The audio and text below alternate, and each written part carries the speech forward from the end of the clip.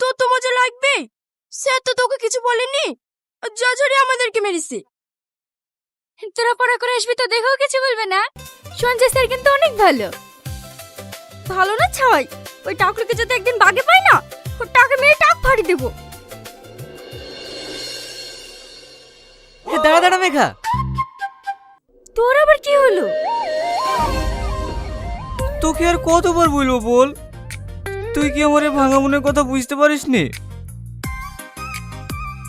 তুই আমার অন্ধকার মনের লম্প, যেদিন জ্বলে উঠবি আমার মনটা আলোতে ভরে উঠবে।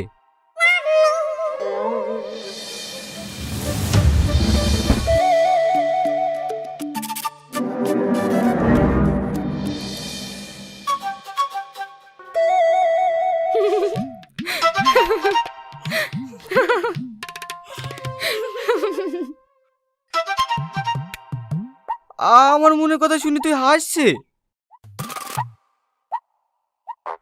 তোমার মনের কথা শুনি না, প্যান্টের চেন খোলা দিকে হাসছে। হ্যাঁ,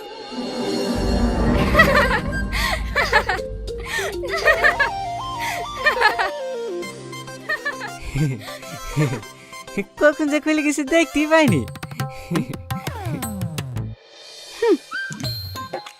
মেঘা,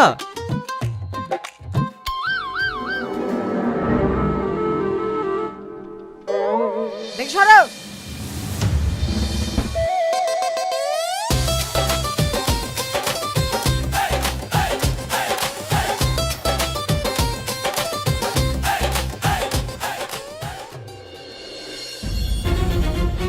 আমাকে দুটো পয়সা ভাই দেন ভাই, আমি আপনি সবটাই শোধ করে দেবো। সেই 6 মাস থেকে সুদের টাকা দিতে পারিসনি, আর এই 2 মাসের মধ্যে সব টাকা শোধ করে দিবি?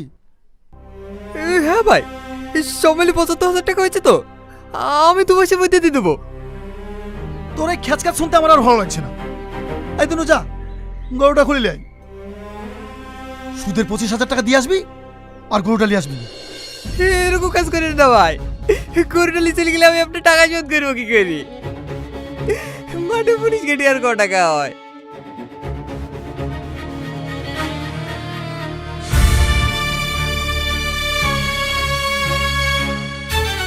এই দিনু, গরুটা নিয়ে যাইছি, ছেড়ে দে ওকে।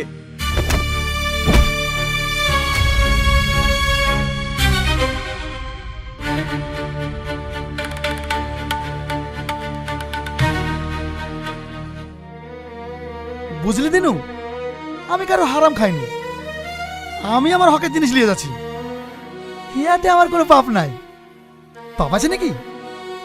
না না মালিক, পাপ হবে কেন? চ বাড়ি চ, আবার মহিদুল্লাহ বাড়িও যেতে হবে।